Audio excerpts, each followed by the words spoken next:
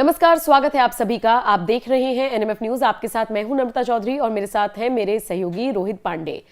आज बात करेंगे बीजेपी की और बीजेपी के साथ आने वाले दलों की। ये जो दल आते हैं, इनके जो नेता आते हैं, अपना भविष्य सोचकर रोहित आते हैं, लेकिन इतिहास गवाह रहा है कि बीजेपी ने जिस जिस का साथ दिया उसकी लुटिया डूब गई। आप कहेंगे मैं विरोधी दलों की बात कर रही हूं, हां मैं उनकी भी कर रही हूं, लेकिन जो साथ में आए बीजेपी के, जो एनडीए में शामिल हो गए, कहीं ना कहीं उनको नुकसान कभी ना कभी तो झेलना पड़ा। आप हरियाणा में जेजेपी को ले लीजिए, चाहे आप महाराष्ट्र में आ जाइए, उद्धव ठाकरे को ले लीजिए। अब सोशल मीडिया पर लोग जानते हैं क्या लिख रहे हैं रोहित? लोग लिख रहे हैं कि चिराग पासवान तुम सतर्क हो जाओ, भले ही तुम्हारा अच्छा प्रदर्शन रहा हो लेकिन सतर्क हो जाओ। फिर कुछ लोग कह रहे हैं आरएलडी आई रे बहुत हो गया, अब उल्टी गिनती आपकी ना शुरू हो जाए। तो ये वाकई में बीजेपी विरोधी दलों के साथ साथ अपने दलों के लिए भी और बाकी क्षेत्रीय दलों के लिए भी खतरा है। हम उड़ीसा में भी देख चुके, हम बहुत जगह पे देख रहे हैं कि क्षेत्रीय दलों को खत्म कर रही है बीजेपी, खत्म कर रही है। ऐसा सोशल मीडिया पर चल रहा है और कुछ जगह सामने भी है, जैसे जेजेपी का जिक्र किया और फिर उद्धव ठाकरे का जिक्र किया। तो मुझे इसमें थोड़ा एक ये कहने का है कि जो आप खत्म होने की बात कर रहे हैं, बड़ा बरगद जब होता है ना तो उसके नीचे बहुत पेड़ उगते हैं, वो बरगद जैसे बड़े नहीं हो पाते हैं। जैसे एक दौर टीम इंडिया में सचिन तेंदुलकर का रहा, इससे मतलब ये नहीं है कि और अच्छे प्लेयर नहीं थे। सचिन वो बरगद थे कि जिनके छाया में द्रविड़ और लक्ष्मण या गांगुली या सहवाग को वो बरगद बनने का मौका नहीं मिला, लेकिन उससे कम नहीं थे। तो उन्होंने मान लिया कि इस बरगद के नीचे हमें रहना है और काम करते चलना है, देश को जिताना है। तो बीजेपी वही बरगद है सचिन वाला कि उसके नीचे अगर आप काम करते रहेंगे, उसके साथ काम करते रहेंगे तो आप भी बढ़ेंगे, वो भी बढ़ेंगे और अच्छे से काम होता रहेगा। आपने जैसे ही बगावत करने की कोशिश की, विनोद कांबली बनने की कोशिश आपने जैसे की, आप फिर इतिहास में समा जाएंगे। जेजेपी के साथ यही हुआ।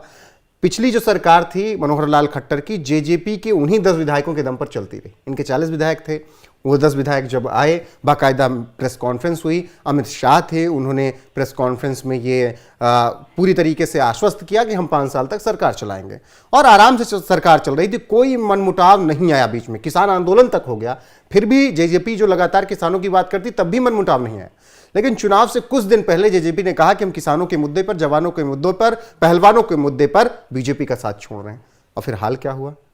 खाते में क्या है? शून्य है उनके। अब दूसरी तरफ देखिए उद्धव ठाकरे, 19 तक सब कुछ अच्छा था, विधानसभा चुनाव लड़ा, बीजेपी ने सब कुछ नहीं हाँ, उद्धव पे जाए, लेकिन उससे पहले जेजेपी को लेकर मैं थोड़ा समझना चाहूंगी। जेजेपी सिर्फ इन्हीं मुद्दों पर, जाटों के मुद्दे पर अलग हुई थी, या जेजेपी के दिमाग में ये था कि जाट तो नाराज है और फिर ये दाव उल्टा पड़ गया? हाँ, जाटों ने वोट दे दिया। देखिए उन्होंने तीनों मुद्दे उठाए कि चलो हम किसानों की बात कर रहे हैं, किसान हमारे साथ आएंगे। हाँ। पहलवानों का मुद्दा गर्मा गर्म है, वो भी हमारे साथ आ जाएंगे क्योंकि वो बृजभूषण सिंह वाला मामला हो जाएगा। और क्या कहते हैं, किसान जवान का मामला है, अग्निवीर वाला, उस पर भी आ गए। और जाट तो नाराज है ही, बाकी किसान जवान और इसमें पहलवान में भी जाट होंगे, ये सब नाराज हैं। तो हम जाटों की राजनीति कर लेंगे।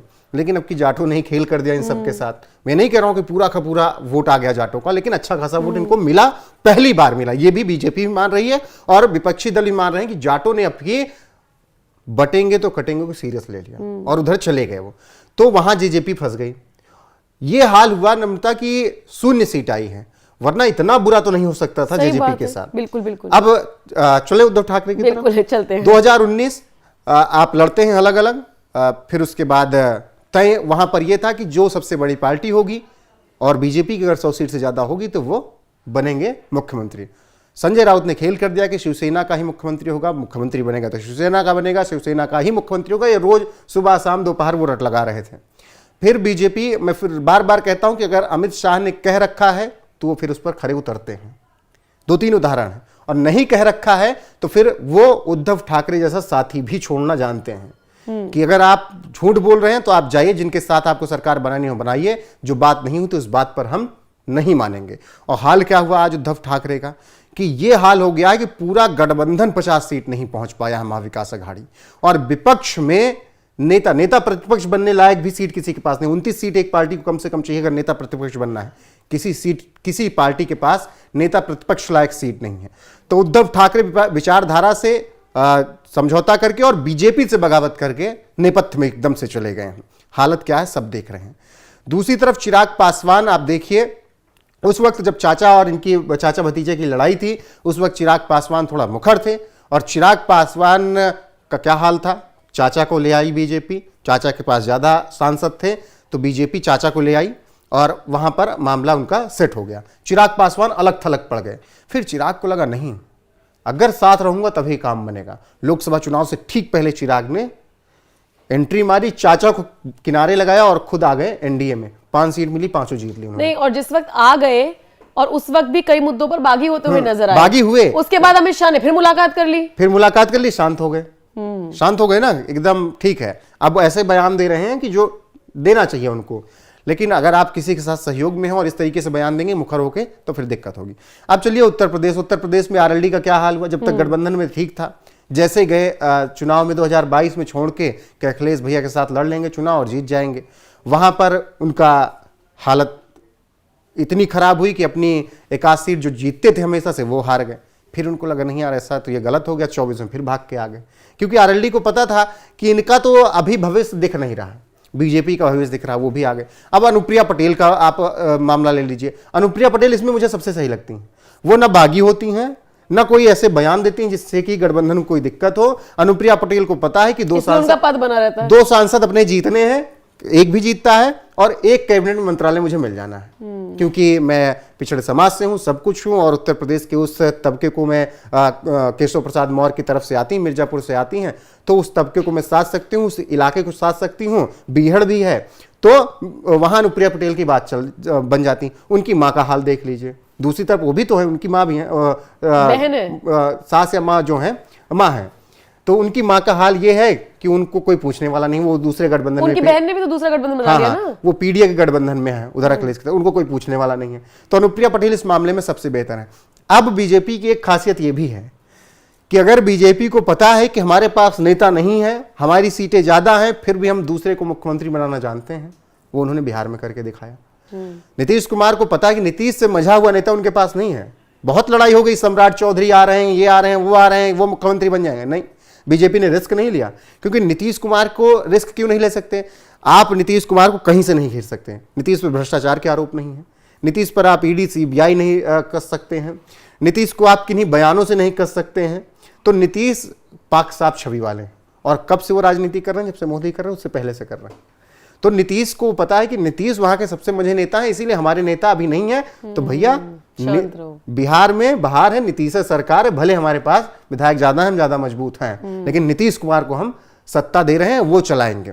तो बीजेपी के साथ जो रहकर आगे बढ़ा वो अजित पवार बना 41 सीटें ले आकर, और बीजेपी के खिलाफ जो गया वो उद्धव ठाकरे बना। बस इतना ही फर्क है। और फिर मैं यही कह रहा हूं कि बरगद जब बड़ा हो तो वहां पर दूसरा बरगद बड़ा नहीं हो पाता है, आप बस केवल उसके साय में पल सकते हैं। तो साय में पलना है तो साथ चलना है, वरना बगावत करेंगे तो जेजेपी का वही हाल हो गया, वही उद्धव ठाकरे का हाल हो गया, कुछ वक्त आरएलडी का वही हाल हो गया था, और ऐसी तमाम पार्टियों का वही हाल हुआ।